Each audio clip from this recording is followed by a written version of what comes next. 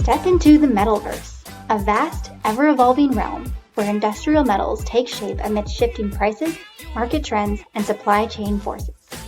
But what does it all mean for you? Welcome to Cup of Joe. Named in honor of our founder, Joseph T. Ryerson, we help you navigate the metalverse, one conversation at a time.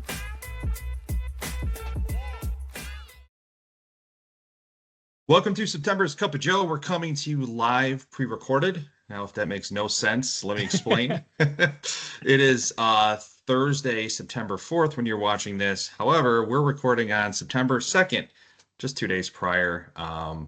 Both Nick and our guest for today will be in transit, visiting our many customers and doing some things to help out during contract season, which is upon us. And Nick, if you didn't know, contract season is happening right about now, so we thought it might be a good time to talk about some of those. And I think you might be involved in some of those conversations as well, right? I heard some rumors that we were getting into that season. Yeah. But before I get into that, big win for Ohio State this weekend. Yeah, well, contract season is not the only season we're getting into. We're getting right into the heart of football season real quick. Yeah, that thing started fast and furious. It's funny. I don't know how closely you follow Bill Belichick's thumping at UNC. I saw a tweet that said if Texas Christian scored one more point, it would have been the differential between his age and his girlfriend's age, which was kind of hurtful. Brutal. So, all right. That's amazing.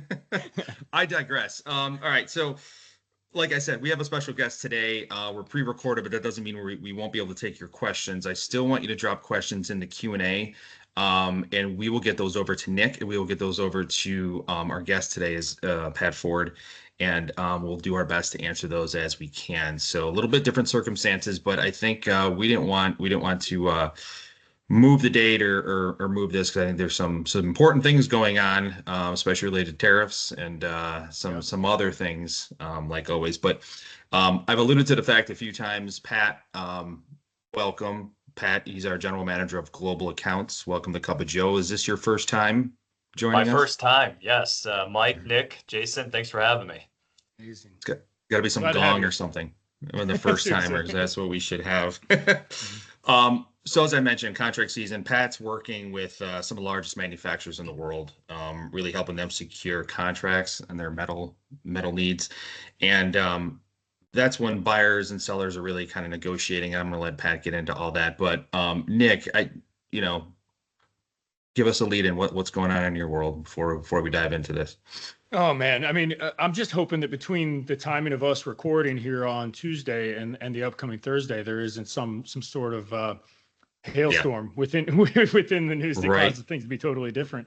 But yeah, we've got a little bit of turbulence within the tariff regime. We've had some court rulings over the last few days that are potentially going to change things up, and we'll get into that. Interestingly enough, metals markets are somewhat cooperative for the time being, but again, there are a couple small niches where there's some volatility that we'll talk about here in a little bit. Yeah, absolutely. Well, let's kick things off there. Pat, why don't you tell us a little bit about your role at Ryerson and what the heck do we mean by global accounts, contracts, and all that good stuff? Yeah, absolutely. Thanks, Mike, and thanks, Nick, again for having me. Perfectly good timing for the contract season as we're in the first week of September already. A lot of people are making plans for 2026. So global accounts, in short, we exist because our customers have multiple manufacturing locations that are spread out across Ryerson's footprint. And they have centralized purchasing authority. So typically there's a single point of contact from a decision-making perspective that's looking to connect with Ryerson's single point of contact to put together a supply agreement and be able to execute on that so that there's continuity of supply and we're together with their pricing strategy for 2026. So we're connecting all of Ryerson and all of our Ryerson locations with the customers' locations to have a unified front so we can both achieve our goals for 2026 and beyond. So you mentioned in terms of timing and thinking about 2026, why do you think it is that we start out all the way back in September that we're talking about contract season for the following year? So it varies by every single year, right? Depending on what's happening from a planning perspective, a lot of our customers are already budgeting for 2026 of how they're going to sell their products. So you got to work backwards into your supply chain. Many times the lead times are stretching out into 3-4 months as you get in before the holidays.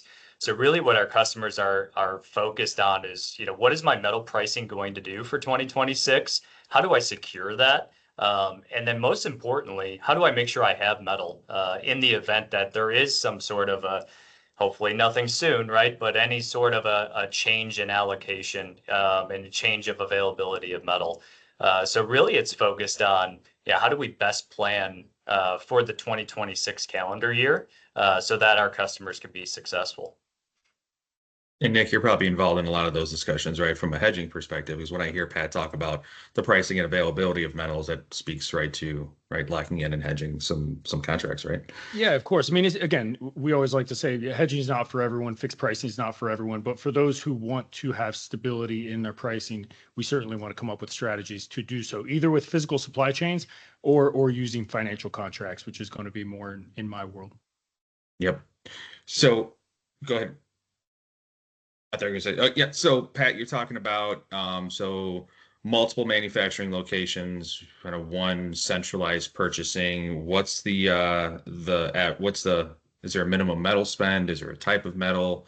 What are some of the specifics beyond that? Yeah, so great question, Mike. So many of our customers that have this setup have a spend that's very significant. And therefore, it's a big portion of their planning for their calendar years. So we don't have minimums as far as how much of that metal spend is. But typically, we see those customers in excess of $5 million of a metal spend. When I say metal spend, it's all of the metal products. So it could be carbon, aluminum, stainless, copper. Our team handles all of those, including fabrications and painted. We have an expert in our paint area, Lisa Shelton. Shout out to her. Nick was together with her last week, and we do a lot with our internal assets and family of companies so that we can offer a complete package to our customers. Yeah, it's actually a quick aside. I was out visiting a customer, visiting an account with her. It was actually a prospect. And, we talked hedging, we talked markets, we talked all that. And then we got into the nitty gritty of paint. And I did not know that somebody could know so much about paint in the entire world. Yeah. She really is, kind of a magician with paint knowledge. She's, from what I understand, she's worked both on the service center side within Ryerson, and also at a paint company itself. So yeah, she's a real asset. And I'll give a quick plug that anybody who's working on cost builds, whether it's in global accounts or otherwise, if you see paint products in there and you don't know how to quote it and you want any kind of assistance, Lisa Shelton should be your asset, whether you're a customer or whether you're an internal colleague of Ryerson. So keep that in mind, and we'll help direct you to her way if we need to. Well, that's a really good point, right? It's a very specialized thing, right? And Pat, do you find that these conversations often bring up these types of situations where, Ryerson, I didn't know you did that. No, we can bring in an expert for that or this or that. Does it lead to things that they might not have known about Ryerson or how we can help them with prior? Yeah, absolutely. So typically, it starts off at a high level. You have so many pounds that you're buying per year, and you're quoting it out with several different service centers or even, mill direct.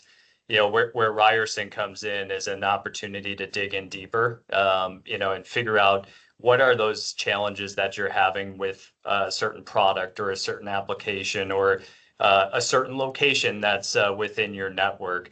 So within the global accounts group, our directors work with all of our subject matter experts to bring them in when necessary. So as an example, you have a painted product, we have an expert for that. If we have fabrication opportunities, we have resources for that. So really we dig in at all different levels of the organization to see how much value that we can add to the overall contract. Yeah. So I'm going to give you a chance to shamelessly self-promote. If let's say we as Ryerson are already selling one location and maybe no locations, but there's an opportunity for a global account type situation for us to approach it on a cumulative basis. Yep. What really is the value add from your vantage point for getting multiple locations under one belt within global accounts? Yeah, absolutely. So what we've heard from customers of what we do well is being able to serve as that single point of contact. So the first portion of it is streamlining communication. You're going to have a dedicated resource at Ryerson to help you along with that process. Secondly, we dig in at the plant level. So within all of our locations, and we'll get into the program accounts portion of our business in a little bit here.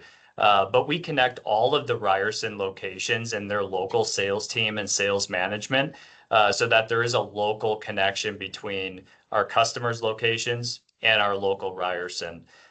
With that, we're able to leverage your spend. So as large of a player that Ryerson is with the mills, we have really great partnerships globally across all of our products with our mill partners. That allows us to be able to negotiate on your behalf to come up with a customized solution for you. Finally, we have a technical expert on the global accounts team that's focused on VAVE events and cost improvement initiatives. So he would dig in with your local teams, understanding how we could take cost out of your business and how we can help you achieve your goals locally. Because we realize that no two plants are the same. However, a lot of the metal is the same. So there's opportunities that we can bring some value to help you bring down your cost. Pat, with all the volatility going on in the marketplace and things that we cover here right on Cup of Joe, is it a different type of market environment right now going into this contract season? Are there concerns that are kind of consistent across customers? What are you hearing? Yeah, so over the last 5 years, it's been a roller coaster, right? And Nick obviously explains that every single month on Cup of Joe, right? I think from this perspective, we're in a manufacturing slowdown, right? And we have been for a number of quarters here. The lead times, relatively speaking, from a carbon and stainless steel perspective, are within manageable risk, right? We're looking at October, maybe some early November from a lead time perspective. So we're certainly early on in the contract season, and there is some softness in the marketplace. Aluminum is a different story. As we start to see a tightening of supply, lead times are extended out, unknown about tariffs. So it's kind of an interesting period in time here where it depends on what you're buying. And it depends on how unique are your grades, as far as how readily available are those products going to be. So certainly early on in the negotiations with many of our customers, and we see that playing out over the balance of this month and into the fourth quarter. But continuity of supply tends to be the underlying goal of all of our customers. How do we make sure that we're going to have metal for 2026, no matter what happens in the macro world? So Pat, some of these customers certainly are going to be large US-based manufacturers who may be accessing the import market. Some of them may actually be multinational companies who are operating in different regions of the world. Are you finding that the questions and are you getting a lot of questions regarding the tariff landscape? We are, yeah, and Nick's been great at helping with those, as we bring Nick in individually on some of our accounts, so we are getting questions as far as what does the future look like. I know we're going to have many customers watching this today, so thank you for your business and thank you for your trust. But Nick is a great resource for that as we talk about what does the tariff landscape look like for next year. Because that's on everybody's mind, not just for the metals that they buy, but for also the other components that go into whatever they're making. And I appreciate the compliment, but I would certainly also say that there are other experts within our organization who we would also pull in, either from a legal standpoint or from an import standpoint. We've obviously talked to Jeff Pence quite a bit, but we've got a plethora of assets, certainly. And I guess there's an encouragement both for internal colleagues as well as for our customers to lean on us to the extent you have interest. You're so humble. You're the man everybody wants. Come on, do you hear that? I just don't feel like an expert meeting sometimes. with Nick Webb. No, I mean, in all seriousness, not all of the metal buyers, right, would kind of fall under a global accounts, but so and you mentioned it earlier, program accounts. These are those that more of like you know, do they have multiple locations, or is it not? It's more of a kind of a local. Talk about the program accounts as Yeah, absolutely. Yeah, so we have contracts that are outside of global. Each one of our local teams has dedicated sales, outside sales, inside sales staff, and local management. And typically, when they engage in contracts, is when there's a decentralized purchasing authority or single locations. So you could have a single location. I'm based here in Chicago. You have a single location in Chicago, and you're interested in locking up firm pricing for an extended period of time or specialized inventory. We also have teams that specialize in that, and that's your local sales team and your local sales management that they're engaged with contract negotiations as well at this time. So, I mean, it sounds like whether it's global or it's program, there's been so much talk about supply chain disruptions and flexibility at the mill level and so on. It really just shows that there is some kind of structure to this, or ways to help the customers kind of battle through some of this. Yeah, absolutely. And I think you can, like Nick said, hedging isn't for everyone, firm pricing isn't for everyone, but it should be part of your strategy longer term of, yeah, how do you buy? And if you want to float with the market, you could certainly do that. But understanding the resources that we have and the opportunities to do that, not just at this time. If there's an opportunity down the road, say second quarter of 2026, you land a large piece of business and you need to lock in your pricing, you can execute contracts at any given time. It just so happens that this is the time of year that people are planning for their calendar year. So your local sales teams can be engaged with you and give you options of, what does it look like for firm pricing? What does it look like to ride the transactional market? But really it comes down to, you have all sorts of options with Ryerson, and engaging with your local sales teams to be able to chart the best path for you. I'd be remiss if I also didn't mention, because we've talked about global, we've talked about program, to also talk about RCSS and just the fact that we have experts who are within the carbon sheet realm, who are, I would say, generally doing kind of higher volume, low margin contract type carbon business, but having the solutions to either use internal assets of Ryerson or use external processing centers to do that, so that they can compete better for that business. That's just one more arm of kind of this whole offer, and I just want to make sure we touched on that too. Well, this has been great. I mean, I didn't know enough about this, so I think this is a good education for both our listeners and myself. But Pat, we'd love to have you stick around as Nick goes through his updates, and maybe get your perspective on some of the things as well. Sounds great. Yep. Thank you. And as I mentioned, please drop any questions in the Q&A. Although we're not live right now, we will get to your questions and answer them while Nick pulls up his legal disclaimer and into the stuff. And Mike, while I'm pulling up my slides, I noticed a cute little pupper over your shoulder. Who's that little guy? Yeah, that is Buster, and he is he's anything but little. I think he's 85 pounds or something. Wow. Okay. Yeah, he's a big boy, and yeah, he's just kind of napping back there, taking in the cup of Joe. But I'm sure if I've trained him to hate the Amazon man. It's funny, anytime the Amazon truck comes, he goes crazy. My wife says, "You trained him that way, didn't you?" Well, let's hope the Amazon man doesn't show up while we're running through the macro slides. Yeah, I hope not. I'll mute. As always, we have to run through the legal disclaimers, and I will say this also applies to everything that we just talked about, but these are the opinions of Nick Webb, Mike Carrazzo, Pat Ford. Do your own research.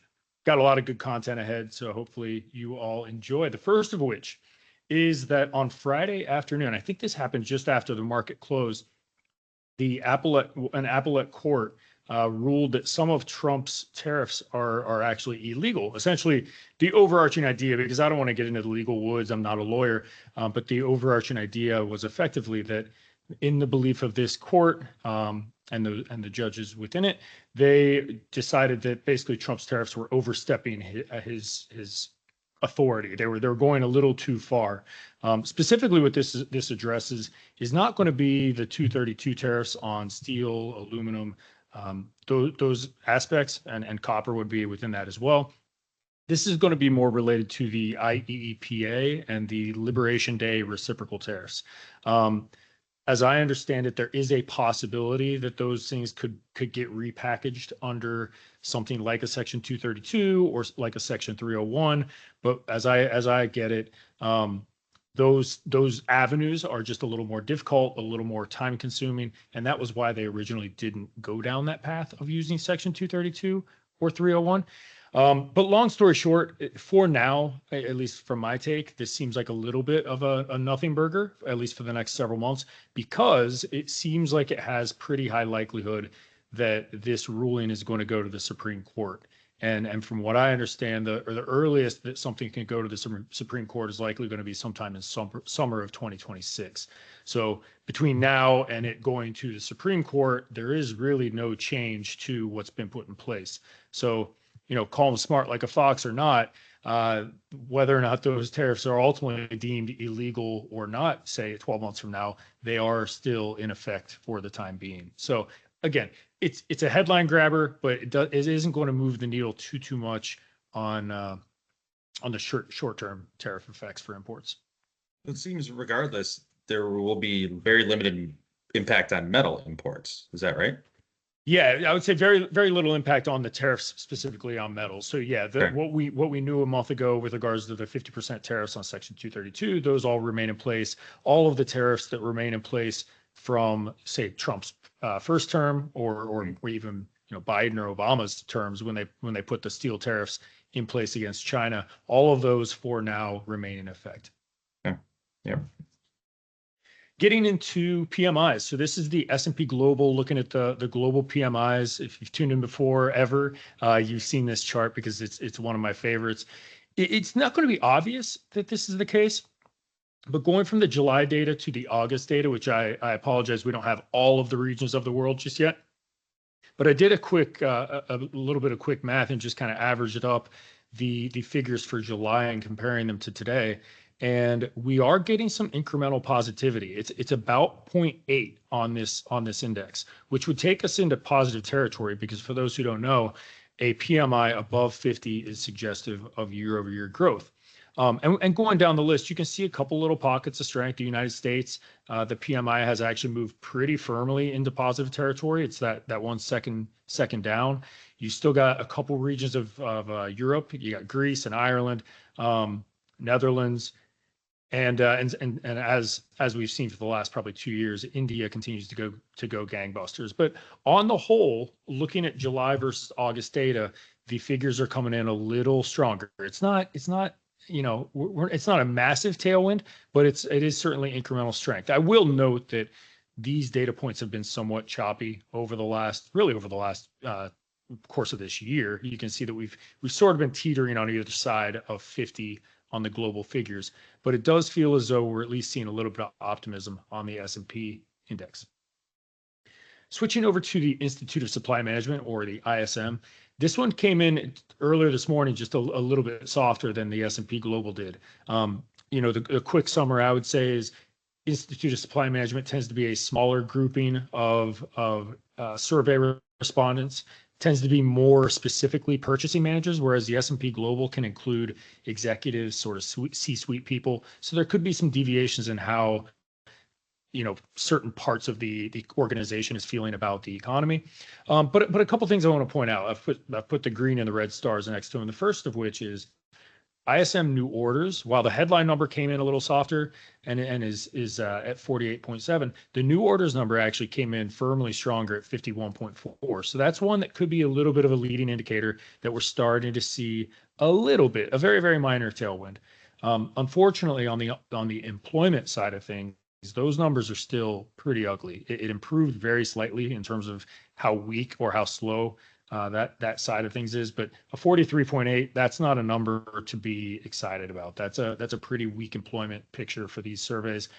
Similarly, I would say price is up at 63.7, even though it's a slight bit lower than where we were a month ago. It's a pretty elevated number, suggesting that inflation is being felt within the manufacturing world. Most likely, I would say, or at least in part due to tariffs. A little bit of good news, the overall economy, which again is mostly going to be driven by the services side of things, is still quite strong and has been for several years. The manufacturing side of things, we continue to slog along. And so the ISM data points in slight negative territory, whereas the S&P Global is in slight positive territory, which we've seen that happen on occasion, unfortunately. Now, looking over some hard data, so this is not a survey. This is actual industrial production, and this is looking at it on a year-over-year basis. This is going all the way back to 2000, so that you can see the business cycles over various points in time.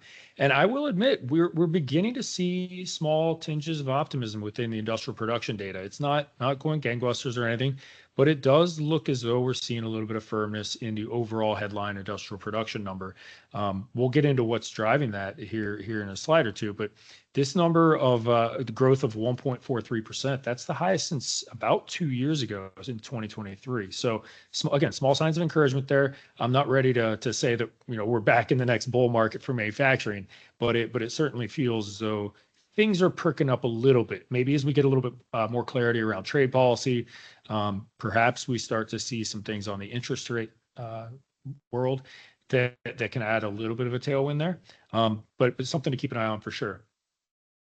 Now, in terms of end markets, we often look at this chart, and it is still a tale of the haves and the have-nots. I would say that just eyeballing this, it does look like we have a couple more end markets that are in positive territory versus where we've been over the last 5 or 6 months. But it remains a lot of the same names or a lot of the same end markets that had been strong over the course of this year continue to be strong. Things like non-defense aircraft shipments, HVAC's been strong for a number of months. Ship and boat shipments has finally caught on in the last few, electrical equipment. And then on the far right-hand side, we've got the kind of the laggards or the I'd say losers, but certainly the laggards. Things like energy, things like residential construction spending, and farm machinery. I don't think there's a massive secret as to why some of those are. Higher interest rates are weighing on things, higher priced housing markets, lower energy prices, and certainly low, for the most part, low agricultural prices. But one thing that my analyst Joey actually sent to me earlier today was this little snippet down at the bottom. And I'm not going to read the whole thing. If you have the ability to pause your screen or screenshot it, certainly encourage you to. But this was one little snippet from the Institute of Supply Management's survey, just one respondent who responded into that survey. And they were talking about basically the trucking industry, so the transportation equipment industry. And their comment, in so many words, again, I'm not going to read the entire thing, but their comment was that they're feeling like that side of the economy or that particular sector is feeling worse than the Great Recession of 2008, 2009, which I was pretty shocked about. Now, again, this could be a one-off specifically for that industry, but I was, in the midst of what looked like sort of improving or maybe somewhat flattening manufacturing data, seeing some of these little quotes talking about things being worse than the Great Recession, bit of a head scratcher. So again, this could be one of those one-off situations where there's certain end markets that are just wildly soft, almost like what we would have seen 2-3 years ago where the boat manufacturers were down like 30, 40, 50%. Could just be the trucking industry's turn for the next couple months or maybe longer than that. But I was sort of surprised by that little tidbit. Yeah, the Great Recession line is kind of an eye opener there. I mean, yeah, some people are slow, but that's it. So this is a maker of equipment for transportation. So does it speak anything to the trucking industry? Is the trucking industry lagging? Yeah, I would say it is speaking specifically to the truck industry and those markets surrounding it. But I think for those who did get to tune in to last month's Cup of Joe, I made the case that even though we've got stock markets at record highs, even though you have these AI engineers making $100 million to get pulled over to Meta, even though all those things are happening, there is still, what I did was I made the case for rate cuts because I said, essentially my thought was there are certain end markets within manufacturing that could actually get a lot of help from lower interest rates and a more accommodative environment, despite the fact that there is still some froth in other parts of the economy. And I think this quote kind of lends credence to that, where depending on what end market you're in, you could be feeling really good right now and quite wealthy, or you could be in the doldrums. And I think those ones that are in the doldrums are really kind of crying for help right now. Yeah. So with that said, let's transition a little bit more optimistically. I don't think we've shown this chart before, but the blue line here in this chart, this is going all the way back to 2000. This is the Dodge Momentum Index. So this is related to non-residential construction. Again, it's a survey relating to what type of activity are construction entities seeing with regards to work that is being bid on, won, and then getting prepared for. So it has kind of a leading element to it. And we ran the data a couple weeks ago, and it tends to actually have a very strong correlation if you allow it to lead non-residential construction by 13 months, 12 to 13 months. The correlation is actually like 90%. It's quite strong when you actually run the data. So you can see that over here on the far right-hand side, the Dodge Momentum Index has had a pretty robust move higher in the last couple data points. And so if I'm reading the tea leaves, trying to make some sort of suggestion, and again, I need to remind everybody, these are the opinions of Nick Webb, not the opinions of Ryerson. This is a forward-looking comment, but if we believe this relationship to remain true, this would suggest that sometime maybe Q2 or into the early summer months of 2026, there's reason to believe that we could actually see some non-residential construction tailwinds, which I think would be a very welcome thing after, the last couple of years sort of lagging a little bit after that boom time back in, let's say, 2021, 2022.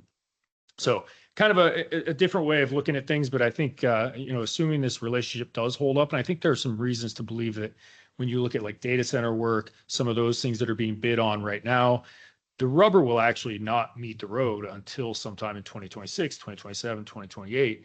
And so this chart kind of gives that visual correlation or connection to some of those things. And I'd be curious when you kind of looking at all this and Nick looking at all this data and aggregate, I feel like, right, you're coming out with a positive sense of manufacturing, albeit some little pockets of those that are feeling, the extreme opposite of that. Pat, I mean, how hard is it when you're talking about locking in for a contractor or whatnot? I mean, when customers look at this, how do you advise them to kind of take this into consideration as they're entering into those contracts? Yeah, forecasting is one of the most difficult things for anybody to do, especially as you're looking out, 4 months to the start of 2026. So, I think, what our recommendation is we get in touch with our customers. We understand what they do and the cyclical nature of their business and how that's impacted. And there's going to be some sort of a baseline of metal that they're going to need on a regular basis, right? So, I think we start from that aspect to it, and then we understand the variables as you head forward into 2026. So if X happens, this is going to increase my volume by X, right? If that doesn't happen, what happens to my volume, right? And I think that's where, our teams get in and really get to know just the forecasting portion of it to make sure we don't have too much inventory or not enough inventory. So I don't know if that answers your question, Mike, but it varies, and it really varies by customer. Yeah, comes down to knowing your customer, knowing the industry for sure. Yeah. Pat, I got a follow up on the same topic. As you look at this chart here and showing the different end markets, I don't need you necessarily call out any specifically, but as you go around with our sales teams, and obviously you're meeting with some of the larger manufacturers within the world and the country, does this jive with what you're hearing, what you're seeing? Yeah, it jives, and we have customers on all ends of the spectrum. So everybody's kind of battling their different headwinds, or they have some tailwinds at this point. So we have customers in pretty much every single one of these sectors, and it jives with what we're hearing from our customers.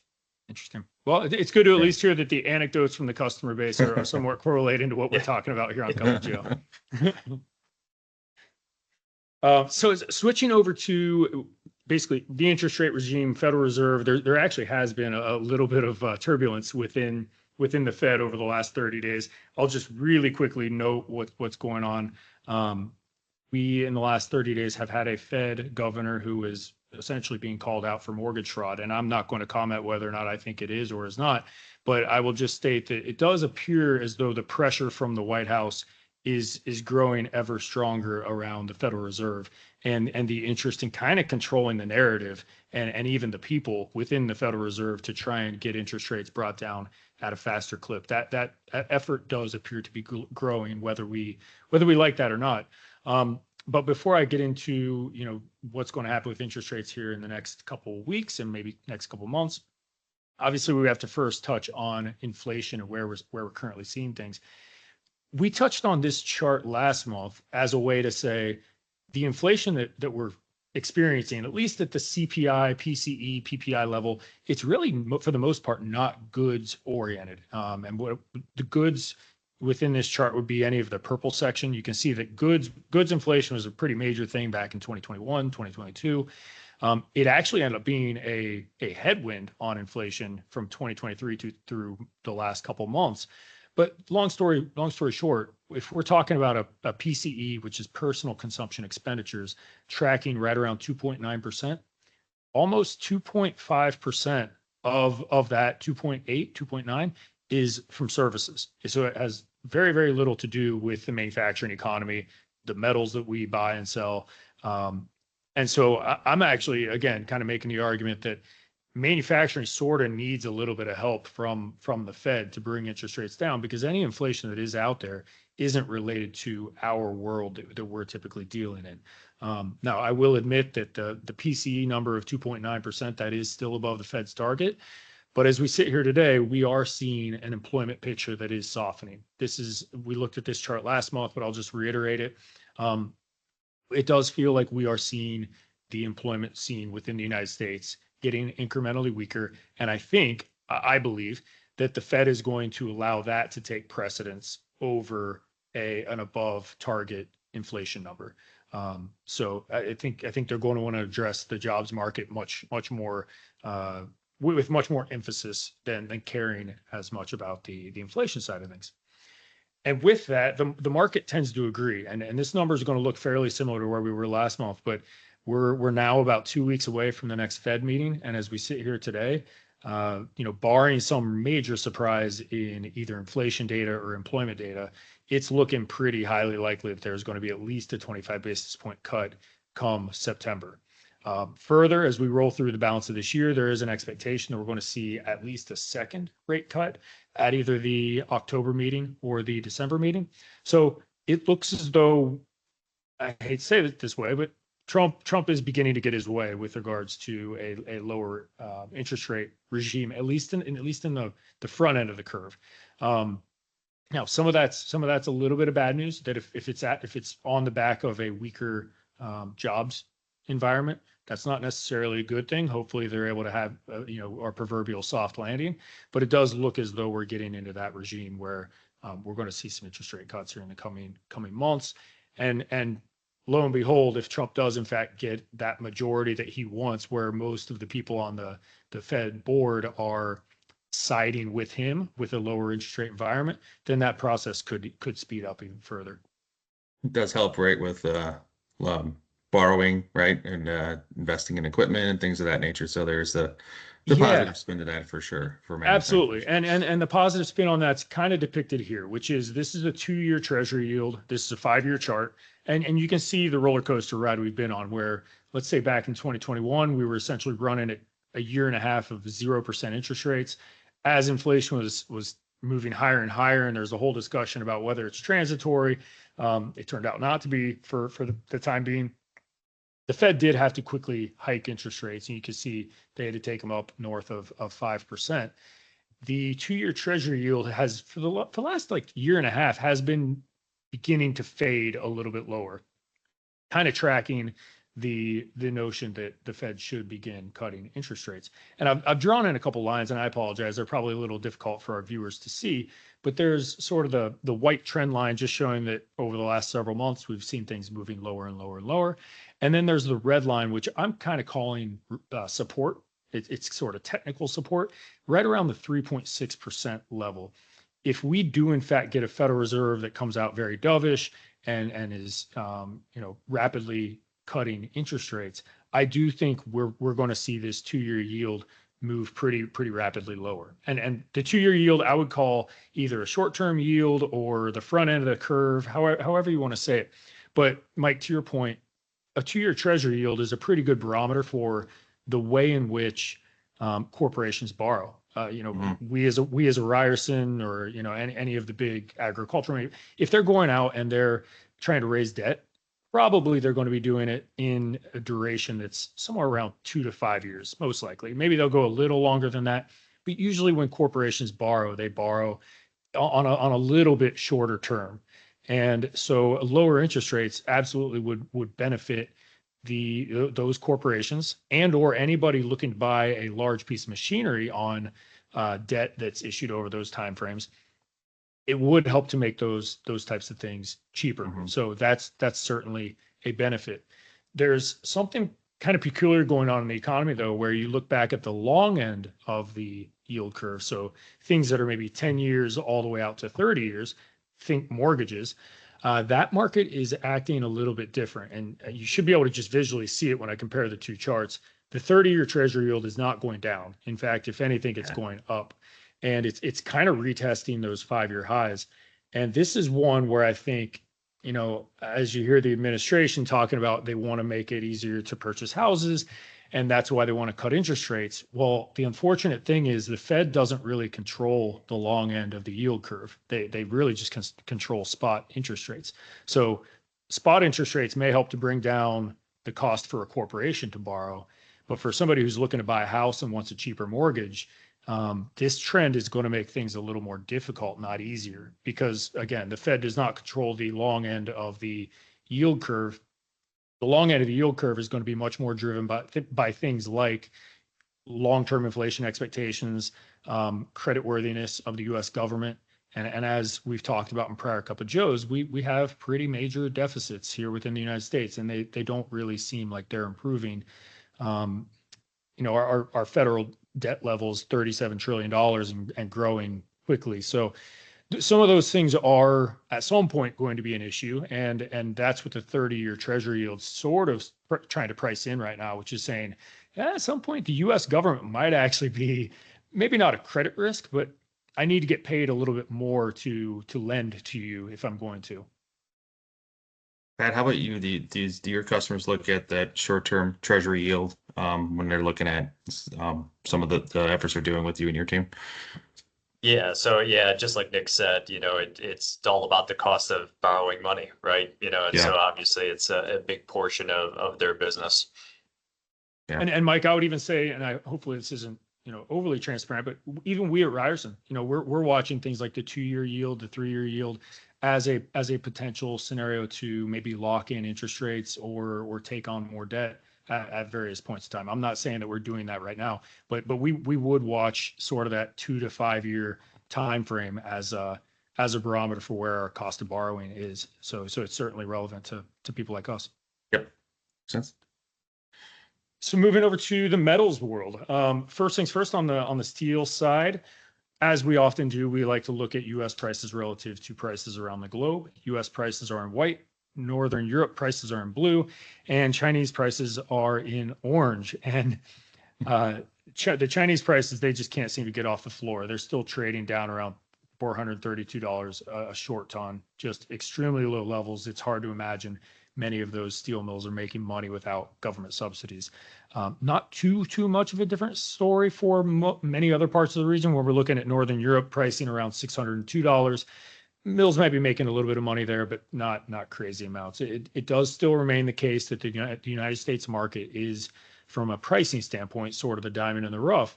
But I will even admit that in the last couple of months, we have seen U.S. prices slowly creep down a little bit. We're not falling off a cliff or anything, but if we use hot rolled coil prices as a barometer, in the last couple of months, we've seen things go from about $800 a short ton down to closer to, I apologize, from $900 a short ton down closer to about $800 a short ton. But we're beginning to see A widening of the divergences between the different indexes that are out there. We've talked about this at various points in the past, but we're now getting into a situation where, like, if we look at the new core CSP, that's trading right now, as of today, $875. So 875. The CRU, which is, we've had Josh Boers on. It's a representation of actual transactions going through in the market. It's down at 821. Similarly, Fast Markets, which is another competitor to the CRU, their index is currently at 821. And then this figure that we're looking at on the screen, which is the front month, it's the front month futures contract for hot rolled coil, which should ultimately converge with CRU. It's trading all the way down at 796. So the point of this is really just to say there's a pretty wide range of where people think the market should be at the moment, which is a little bit of a head scratcher, because I would have actually thought, and we had been seeing a bit of stability within U.S. prices, just given the fact that we had 50% tariffs in place. But we are beginning to see a little bit of choppiness and variability in terms of, what kind of tons you bring to the market. You can probably get a different price than if you bring fewer tons to the market. The mills probably are a little more willing to negotiate right now, despite the fact that a new core CSP is all the way up at 875. That being said, when we look at the futures market, futures are actually still pretty stable. This is looking at the blue line, which is going to be futures as of a month ago. And then the futures curve today is shown in the white line. And there has been a little bit of movement on the front end of the curve. So the nearby months, like the September contract and the October contract, they have declined by, let's say, $40 to $50 over the last 30 days. But the back end, so when you start getting into like 2026 months and Pat, as we're starting to think about contract season and where we can lock up pricing for our customers, those markets aren't really moving all that much. And so, my best explanation for right now would just be that whatever softness we're seeing in the spot environment, the market is basically saying they don't think that that's going to persist. They think that something may happen, maybe a restocking rally, maybe some maintenance at the supply side, but something is going to allow prices to tighten back up and go back more towards the area where we had been, say, 2-3 months ago. We did touch on this chart last month, but I wanted to highlight it because it is a continuation of the same trend, which is this is a seasonal chart. So it's showing year-over-year trends of Chinese steel production. So this is crude steel production, and all of these figures are on a monthly basis. And what I really wanted to point out was just that it does, whether we want to give them credit or not, it does appear as though a lot of this global pressure, United States pressure, global pressure on the Chinese overproduction of steel does, for now, seem as though it's actually working a little bit, and China is taking some production offline, if we believe these numbers. And I generally do. I think they probably still have a lot more that they can bring off and probably should bring off in order to get, their more profitable or better operating mills on better financial footing. Because I do still think that we are in a global overcapacity of steel. But this trend is one that is kind of encouraging, and is one that's related to the overarching tariff regime that we've been seeing over the last several months. It reminds me of the monthly chart we had. You kept hoping for China's rebound from COVID. What was that? Or the reinvestment, right? It was every month we were waiting on that, and it just never happened. Yeah, it's just waiting for Godot when it comes, because I would say from 2000 to 2015, China was a big money in, big money out of their economy. Yeah. And when they threw all their money in and they said we're going to build a bunch of new cities, steel prices would soar, iron ore would soar, base metals would all rip. And it just feels like since COVID lockdowns, we haven't really seen that same level of infrastructure boom and bust, which in some ways that's a good thing. In some ways that's it's just causing the issues for steel companies to be longer and drawn out. But I think the good news is I think there is a solution. It's just unfortunate the solution is probably going to be some steel mills going bankrupt and needing to get shut down. Yeah. Mm-hmm. Just reminiscent of a regular segment on the 2024 Cup of Joes. That's right. And then lastly, on the steel side, although you could call this a proxy for a number of different things with the manufacturing, the automotive sales numbers are actually holding up pretty decently well, despite the fact that we do have higher interest rates. We haven't yet seen those short term. And again, I would say Another place where short-term interest rates would probably help, because usually when you borrow for a car, it's somewhere around 4 to 5 years. This would be one area that would probably get a little bit of a tailwind with lower interest rates. But even prior to those interest rate cuts, we're seeing automotive sales actually holding up pretty darn well. So that's an area that I'm not going to say it's going gangbusters, but it actually looks fairly encouraging, and is a very, very large consumer of steel, obviously, here within North America. Was it Cliffs who entered that agreement? Something to do with automotive steel. Yeah, Cliffs had announced that they entered into a 3-year agreement with I believe it was 3 of the big automotive OEMs. Yeah, essentially, at least my take is potentially as a way to wall off competition from the new Nippon Steel U.S. Steel partnership that's going to be coming. Probably a smart move, honestly, to lock that up before your competition starts ramping up. Well, I was going to say, probably they're thinking the same, right? Here, that auto sales may be holding up well and kind of want to get ahead of them too. Yeah, for sure. And while we're on the topic of auto, and tariffs broadly, I'm hearing some rumblings in the last week or two that the trade minister for Canada is really trying to get a little more aggressive in having talks with the U.S.